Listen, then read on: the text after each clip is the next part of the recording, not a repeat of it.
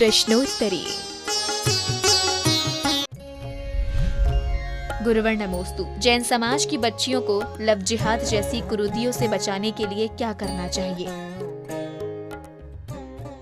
प्रश्न है सारे भारत की जैन समाज की वेदना है। इसके दो कारण हैं। पहला कारण तो है हम अपनी बच्चियों को पढ़ाते समय उनको शिक्षा नहीं देते, उनको संस्कार नहीं देते। हमें पढ़ाई का ऐसा नशा चढ़ा रहता है कि हम उनको संस्कार नहीं देते, कि उनको बताते नहीं कि तुम बाहर जा रहे हो, तुम्हें ये समस्याएं आएंगी। खुला नहीं बताते, उनको संकोच करते हैं, उनको नियम नहीं दिलाते। इसी प्रकार दूसरी बात, माँ बाप और बच्चियों के बीच में इतना संवाद संकोचमय होता है। कई बार आजकल क्या हो गया, बहुत सारी जातियाँ जैनी पर हावी हो रही है, क्योंकि जैनी के पास बुद्धि है, संस्कार है, पैसा है, सब कुछ है। तो हर जाति, हर व्यक्ति जैनी के पड़ोसी में बसना चाहता है। हर व्यक्ति ऐसा करना चाहता है कि किसी प्रकार से उनको। एक बार एक ऐसे ही हुआ, सूरत में मैं था, एक बच्ची ने जैन बच्चे पर किसी प्रकार से वो बनाने का प्रयास किया। बच्चे के परिवार के लोग मेरे पास लेके आए। मैंने कि बेटा ऐसा मत करो। नहीं महाराज, वो मुझे बहुत चाहती है। मैंने कि बिल्कुल नहीं चाहती। बोले महाराज चाहती है, मैं छोड़ दूंगा तो मर जाएगी। मैंने कि अच्छा फ़ोन करो। फ़ोन किया तो उसने हाथ की नसें काट ली बच्ची ने और पट्टी बांध। बोले को महाराज जी वो मर जाएगी, मर जाएगी, देखो हाथ काट ली। मैंने कि मेरे पास बुलाओ। मैंने बुलाया। मैंने कि बेटे आपने नसें क्यों काट ली? बोले महाराज जी मैं इनको बहुत चाहती हूँ, ये शादी नहीं करेंगे तो मर जाऊंगी। मैंने कहा अच्छा कितना खून निकल गया, पट्टी खोल के दिखाओगी? उसने पट्टी नहीं खोली। मैंने लड़के से कहा कि तुम पट्टी खोल के दिखाओ। खोल के दिखाया तो कोई नस नहीं कटी हुई थी। मैंने कहा ऐसा क्यों किया? बोले मेरे मम्मी पापा मुझे प्रतिदिन मारते हैं कि मैंने कॉलेज इसलिए भेजा था कि तुझे जैन लड़के को फंसाना है, और मेरे घर मुझे जैन लड़के के साथ शादी करना, क्योंकि और मुझे पढ़ाने का कोई मकसद ही नहीं था। ऐसे ही आज एक बार लव जिहाद चला हुआ है, उनको जैसे धमकी दे करके। और अब तो ये तरीका अपना लिया, क्योंकि वो जाति क्रूर जाति होती है, और वो कहती है बच्चियों से यदि तुमने मेरे साथ संबंध नहीं बनाया तुम्हारे माँ बाप को मार डालेंगे। और लोगों की उनके संबंध में धारणा है कि हिंसक लोग होते हैं, मेरे माँ बाप को मार डालेंगे। अभी कोटा की एक घटना घटी कि एक बच्ची को इस प्रकार का एक व्यक्ति ने जिहाद, लव जिहाद के लड़के ने कर दिया कि यदि तुमने संबंध नहीं बनाया तो तुम्हारे माँ बाप को मार डालूंगा मैं, और क्रूरता दिखा दी उसके सामने। डर जाती है। मेरी सारी बच्चियों से कहना है, जैन बच्चियों से, उच्च कुलीन बच्चियों से, सबसे अच्छे कुल की बच्चियां, जैन भी हो अजैन भी हो, कोई भी, सबसे मेरा कहना है जब भी कोई बच्चा ऐसा तुमसे कोई भी थोड़ा भी छेड़छाड़ी करे, सबसे पहले आप अपने मम्मी पापा को शेयर कीजिए। और आप यदि हॉस्टल में रहते हैं तो आप अपने वार्डन को करिए। और यदि आपकी हिम्मत है तो आज कानून तुम्हारे पक्ष में है, सीधा जाकर के अस्पताल वहां जाकर के FIR दर्ज कराइए। आज कानून तुम्हारे पक्ष में है, कोई तुम्हारे ऊपर आंख नहीं उठा सकता, कोई तुम्हारे ऊपर कुछ बोल नहीं सकता। आपकी हिम्मत चाहिए। और मैं तो कहता हूं कि आप जैन धर्म एक क्षत्रियों का धर्म है, ऐसा कायरों का धर्म नहीं। ऐसी परिस्थितियां जब आती हैं तो एकदम दावे के साथ कहना चाहिए कि लो तुम मारना चाहते हो तो मैं भी मार के जानता हूं, आ जाओ मैदान में। मर जाने में कोई फर्क नहीं पड़ता, लेकिन ऐसे लोगों के साथ संबंध बनाना, जिस कुल में छान के पानी पिया जाता है, मांसाहारी कुल की जाकर के उनके संबंध बनाओगे। माँ बच्चियों को निडर हो जाना चाहिए। और आज बात को आप शेयर कीजिए, कोई बदनामी नहीं है, कुछ नहीं है। समाज से मैं सदा कहता हूं कि कोई ऐसे प्रकार के केस आ जाएं तो बच्चियों पर बुरी दृष्टि से मत देखो, उनका संरक्षण करो, उनका साथ दो, और कहो कि बच्ची ने कम से कम इतना बड़ा साहस किया कि थाने जाने की हिम्मत हुई। मैं तो कहता हूं कि लड़के लोग एक कान खोल के सुनो, जो बच्ची कोई व्यक्ति बच्चा उसको छेड़ रहा है, और यदि अब बच्ची हिम्मत करके थाने में रिपोर्ट लिखाने गई है, ऐसी बच्ची से जरूर लड़कों को शादी करना चाहिए, क्योंकि वो इतनी हिम्मत रखी कि अपना धर्म बचाने के लिए थाने तक चली गई। बहुत बड़ी हिम्मत। उसकी बेइज्जती नहीं होना चाहिए, उसके साथ दुर्व्यवहार नहीं होना चाहिए। कई लोग अपनी बदनामी के लिए कई बार ऐसे गलत कदम उठा लेते हैं, मेरा क्या होगा, मेरे माँ बाप की बदनामी। कुछ नहीं होगी, हिम्मत करो। अभी एक ऐसी घटना घटी थी, ये खुद उसको ठोक पीट के आए हैं और ऐसी हवा निकाली उसकी, ऐसी हवा कि वो जिंदगी में कभी भी अब जैनियों की तरफ आंख उठा के नहीं देख सकता। और उसको ऐसी सजा की तरफ भेज दिया कि वो ऐसी सजा पाएगा जैसे अभी 2 दिन पहले घोषणा हुई ना। तो ऐसी कुछ नहीं है, सब हिम्मत की बातें हैं। कोई व्यक्ति अपने ऊपर उंगली नहीं उठा सकता। अपन मजबूत होना चाहिए, अपनी मजबूती में ताकत है। अरे अपनी ताकत है तो कौन क्या कर लेगा। आज बच्चियों के माँ बापों से मेरा कहना है, हर बच्ची के साथ शेयर करो, बड़े प्रेम से पूछो, प्रारंभ में पूछो, देखो कम से कम उसके संबंध में कहीं कोई दबाव तो नहीं आ रहा है, बच्ची कहीं बिगड़ तो नहीं रही है। मोबाइल चेक करो, उनके साथ वार्तालाप करो, उनको बोलने का साहस दो, हिम्मत बनाओ उनको, तो करना चाहिए। ऐसी घटनाओं के लिए बहुत शर्मनाक बात है। सवाल उसका नहीं, सवाल संस्कारों का है। कहाँ जैन, कहाँ मांसाहारी कौम, कहाँ मांसाहारी कौम। नाम लेते घी आती है, फिर संबंध बनाने की बातें तो बहुत मजबूर किया जा रहा है। आज एक लव जिहाद के नाम से बहुत बड़ा संकट अच्छी जातियों पर आया है। जैन, ब्राह्मण, क्षत्रिय जो उच्च कुलीन जातियां हैं, इनके ऊपर इस संकट मंडरा रहा है। इस संकट को सारी समाज को मिलकर के इसका मोर्चा उठाना चाहिए और बच्चियों को खास तौर से अपने जीवन में जिहाद को छेड़ने में एक सैनिक का काम करना चाहिए। इस सैनिक पने में यदि मरना पड़े तो कोई बात नहीं है, तुम शहीद बन करके मरो, लेकिन ऐसा से संबंध मत बनाओ। गुरुवर नमोस्तु। कर्म दहन एवं नवग्रह पूजा करनी चाहिए या नहीं? कर्म दहन पूजा करने में तो कोई आपत्ति नहीं है, एक भावना है। क्योंकि कर्मों का दहन करने के लिए एक भावना वाकर के भगवान के सामने भक्ति की जा रही है। नवग्रह पूजा की जहाँ तक बात है, विवादास्पद विषय है, क्योंकि उसमें हमारी वीतरागता खंडित होती है और हमें ग्रहों की तरफ दृष्टि जाती है। और यदि इतना तत्वज्ञानी है, ग्रह हमारा कुछ बिगाड़ते नहीं हैं। ग्रह मात थर्मामीटर के समान हैं, जो मात बुखार को बताते हैं। उनको दवाई देने से, थर्मामीटर को दवाई आदि देने से कुछ होता है, सो बात नहीं। उसका नवग्रह पूजन विधान का नाम जो रख दिया गया, ये जैनागम में कहीं नाम नहीं मिला। नवदेव पूजन तो मिली है, लेकिन नवग्रह पूजन का जो शब्द है, कई बार माल अच्छा होता है लेकिन टाइटल पूरा होता है। भले उसके अंदर आप तीर्थंकर की ही पूजा कर रहे हो, लेकिन उसका नाम क्या दिया? नवग्रह पूजन। अरे नवग्रह पूजन की संधि तो हुई है नवग्रह की पूजन। ये नाम मिथ्यात है। मंदिरों के नाम भी नवग्रह देवता, नवग्रह मंदिर, नवग्रह पूजन, ये मिथ्यात है। भले तुम अंदर कर रहे हो। ये ऐसा ही दोष है कि व्यक्ति दूध तो पी रहा है लेकिन शराब की दुकान पे खड़े होके पी रहा है। क्या पी रहा है, लेकिन खड़ा कहाँ है? शराब की दुकान। तो दूर से लोग क्या समझेंगे? शराब पी रहा है। तो ये नवग्रह पूजन शब्द आगम में है ही नहीं। ये जो पूजन आप लोगों ने रख दी है, पंडितों ने रख ली है, क्रियाकांडियों ने रख दी है, ये नाम रखने की क्या जरूरत थी? सीधा नव जिनेंद्र देव पूजा नाम रखते ना इसका। नव, जैसे अपन त्रिमूर्ति पूजन करते ना, शांति कुंज रहना, 24 पूजन करते ना, त्रिकाल 24 पूजन करते ना, ऐसे ही आप रखो ना नव जिनेंद्र देव पूजन, कोई बात है नहीं है। 20 तीर्थंकर की पूजन अपन करते हैं।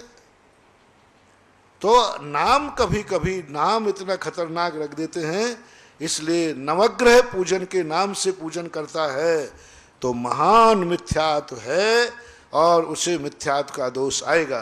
क्योंकि नवग्रहों की पूजन जैन दर्शन में नहीं है, क्योंकि जैन दर्शन में नवग्रह पृथ्वी काय हैं, एक इंद्रिय जीव हैं, और पृथ्वी काय कभी पूजनी नहीं हो सकते हैं। इसलिए नाम बदल करके नौ जिनेंद्र देव पूजन के नाम से आप नौ जिनेंद्र देव की पूजन करें तो फिर भी उसको क्षयोपशम सम्यक दर्शन के चल मल अगार दोष में होते हैं।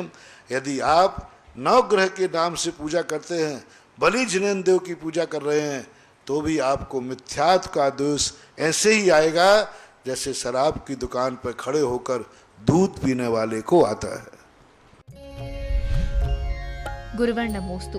गर्भावस्था में माता को क्या करना चाहिए जिससे आने वाला बच्चा संस्कारित बने? जीवन का सबसे बड़ा गर्भ कल्याणक में माताओं के गर्भ कल्याणक जो होते हैं, मैं बहुत बार बता चुका हूँ। जैसे भगवान के माता पिता के 6 महीने आने के पहले जिस प्रकार की शुद्धि माता की जाती है, वैसे तुम गर्भ के आने की बात कर रहे हो। हमारे शास्त्रों में महापुराण के अंदर 6 महीने पहले से दंपति को शुद्धि रखना चाहिए और उनका जो बच्चा गर्भ में आवे उसका समय निमंत्रण के साथ आना चाहिए, तैयारी के साथ आना चाहिए। बहुत बड़ा तीर्थंकर की माता को देखो, जब गर्भ आता है 6 महीने पहले उनको वार्निंग हो जाती है। 6 महीने पहले से सारे संकेत हो जाते हैं और 6 महीने से उनकी तैयारी की जाती है। जैसे आपके घर में कोई नए मेहमान आते ना, बारात आदि, तो कितने दिन पहले से तैयारी करते हो? महीनों पहले से। घर को सफाई करना, स्वच्छ करना, व्यवस्थाएं करना। ऐसा ही तुम्हारे घर में पता नहीं कहाँ से मेहमान आ रहा है, तुम लोगों को होश ही नहीं है, पता नहीं कब आ जाता है। तीर्थंकर का गर्भ कल्याणक इसलिए मनाया जाता है कि लोग संदेश लेवे कि जब एक तुम्हारा मेहमान घर में आता है तो महीनों पहले तैयारी करते हो। 6 महीने पहले पूरे घर का वातावरण शुद्ध होना चाहिए, माता के परिणाम शुद्ध होना चाहिए, सब प्रकार की तैयारी करके और तिथि निश्चित होना चाहिए मेहमान की। इस तारीख में इतने बज के इतने मिनट पर जीव आएगा, माँ बाप को मालूम रहना चाहिए। तीर्थंकर की माता को मालूम रहता है, तुरंत मालूम हो जाता है। तुम लोगों को तो मालूम ही नहीं रहता कब जीव चोरी चोरी आ गया, पता ही नहीं चला। तुम लोग तो मात अपनी वासनाओं में मस्त हो जाते हो, तुम्हें खबर ही नहीं रहती, खबर ही नहीं रहती। जब बाद में जब पता चलता है डॉक्टर आदि से या कोई और सिस्टम से, तब पता चलता अच्छा जीव आ गया, आने वाला भी बेशरम है और तुम भी। शुभ मुहूर्त में पूज्यवत जिनसन स्वामी ने कहा 6 महीने से तैयारी करते करते उस दिन जाके भगवान के मंदिर में पूजन करता है, शांति धारा अभिषेक करता है, बड़े शुभ भाव से, इंद्रिय तृप्ति के लिए नहीं, माँ बाप के पूज्य बनने से मैं पूज्य बनने जा रहा हूँ ऐसा महसूस करते हुए गर्भावतरण होता है। और फिर 9 महीने तक उसके परिणामों में पवित्रता, उसको कोई प्रकार के गलत शौक नहीं होना चाहिए, उसके किसी प्रकार घर के वातावरण से विपरीत नहीं होना चाहिए, उसके मन को कोई ठेस नहीं पहुंचना चाहिए। और 24 घंटे स्वाध्याय, तत्व चर्चा, मंदिर की चर्चा, तीर्थ यात्रा, ऐसे अच्छे संस्कार होना चाहिए। इसके लिए पूज्यवत जिनसेन स्वामी का महापुराण और तीर्थंकरों के गर्भ कल्याणक की पूरी विधि देखना चाहिए कि किस प्रकार से एक बालक को संस्कारित किया जाता है। गुरुवर नमोस्तु। पत्नी की धर्म एवं पूजा में आस्था हो लेकिन पति विरोध करे तो ऐसे में पत्नी के कैसे कर्मों का उदय होता है? कि पूर्व भाव में उसने कभी विपरीत अधर्मी के प्रति परिणाम बिगाड़े होंगे, जो धर्म से रहित हुआ होगा। कभी ऐसे भाव आए होंगे, देखो ये कितना धर्म कर्म नहीं करता है, हमारा पति तो भोंदू है, हमेशा धर्म करता रहता है, उपवास करता है, ये करता है, ये बहुत बढ़िया है, दिन भर घूमता है, घुमाता है। ऐसा कभी परिणाम अंदर बन गया होगा, तब कहीं जाकर के अधर्मी पति मिलता है। कोई ना कोई कर्म का उदय तो होता ही है, तभी जाकर के ऐसा मिलता है। लेकिन कोई बात नहीं, महारानी चेलना के जीवन में भी ऐसी घटना घटी। वो अधर्मी है तो बने रहने दो, अपने धर्म को नहीं छोड़ना चाहिए और अपने धर्म के अडिग रहना चाहिए, क्योंकि धर्म व्यक्तिगत होता है, पति पत्नी का संयुक्त नहीं होता। अपनी दृढ़ता बने रहना चाहिए। आपकी दृढ़ता से हो सकता है एक ना एक दिन, मुझे ऐसे भी कई पुरुष मिले हैं जिनको धर्म मार्ग पर लगाने वाली उनकी पत्नियां होती हैं। ऐसे घर हमने देखे हैं जिन घरों में धर्म नहीं, बोतलें खुलती थी, और एक नारी ऐसी बहू पहुंच गई कि सारे घर में आज रात्रि भोजन बंद है, चौके लगते। एक दिन वो था कि वहां बोतलें खुलती थी, कोई धर्मात्मा नहीं था, और एक महिला के प्रवेश करते ही इतना कि कोई रात्रि भोजन करने वाला नहीं, चौके लगते हैं, धर्मात्मा हो गए। तो नारी की बहुत बड़ी भूमिका होती है।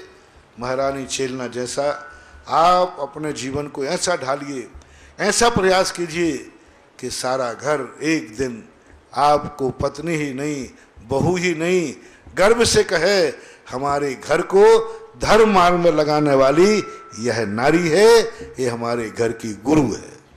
इसके लिए आपको अपनी दृढ़ता अपनाना पड़ेगी। फिर भी कोई नहीं सुधरता है तो जावे राजा शरणक नरक, 100 बार जावे महारानी चेलना तो स्वर्ग गई है और मनुष्य पर्याय ले लिया है। एक जीवन का संबंध है, अपन क्यों पति की इतनी चिंता करते हो? क्या है इस भाव में तुम पत्नी बन गई हो, इस भाव के बाद पुरुष बन जाओगी, कौन सा पति कौन सी पत्नी?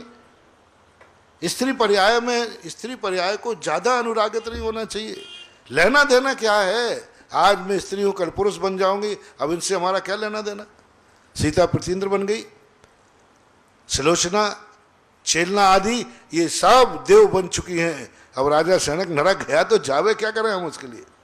वो तो पुरुष बन करके आज भगवान की सारी धर्म की क्रियाएं करें। गुरुवर नमोस्तु। जैन समाज अल्पमत हो रहा है, ऐसे में क्या करना चाहिए? जैनी पहले परिवार नियोजन नहीं कराते थे। परिवार नियोजन सबसे बड़ा पाप था। संयम लेना अलग चीज है और असंयम करते हुए भी पाप को रोकना अलग चीज है। पहले लोग परिवार नियोजन नहीं कराते थे। क्यों? क्योंकि ये संस्कार था कि जितने ज़्यादा जैनियों की गोद में बच्चे आएंगे उतनी ज़्यादा तो जैनी बनेंगे, छना पानी पिएंगे, नमोकार मंत्र पढ़ेंगे। और आज स्थिति ये बन गई कि जितने जैनी रोकोगे उतने जैनी कहीं ना कहीं तो जन्मेंगे। पहले सोचते थे कि यदि 100 बेटे भी जन्म गए तो कौन सी बुराई हो गई, थोड़ा कष्ट ही तो हुआ, थोड़ा और कमाना पड़ेगा, माँ को 100 बार और कष्ट उठाना पड़ेगा। लेकिन 100 जैनी पैदा हो गए, 100 अभिषेक करने वाले पैदा हो गए, 100 छना पानी पहनने वाले हो गए, 100 शाकाहारी पैदा हो गए। यानी 100 इधर परिवार नियोजन कर रहे हो शाकाहारी और मांसाहारी परिवार नियोजन नहीं कर रहे हैं, तो वो लोग शाकाहारी बढ़ेंगे दुनिया में के मांसाहारी? शाकाहारी तो परिवार नियोजन कर रहे हैं और मांसाहारियों के लिए कोई कानून नहीं है शाकाहार परिवार नियोजन का। तो अब अपन कितने ही चिल्लाते रहें, शाकाहारी घटेंगे। यदि शाकाहारी बढ़ाना है, जैनी बढ़ाना है, तो सबसे पहले जैनियों में ये अभियान चलना चाहिए कि परिवार नियोजन कराना साधारण पाप नहीं है। तुमने एक बच्चे को जैनी बनने से रोका है, एक बच्चे को नमोकार मंत्र पढ़ने से रोका है, एक बच्चे को छना पानी पीने से रोका है, एक बच्चे को एक अच्छा जीवन जीने के लिए रोका है। ये पाप बहुत बड़ा पाप है। 1-2 बार मैं पंचकर्मा के समय इस बात में बचा चुका हूँ और यही मेरी दृष्टि से मूल कारण है और कोई दूसरा कारण नजर नहीं आता।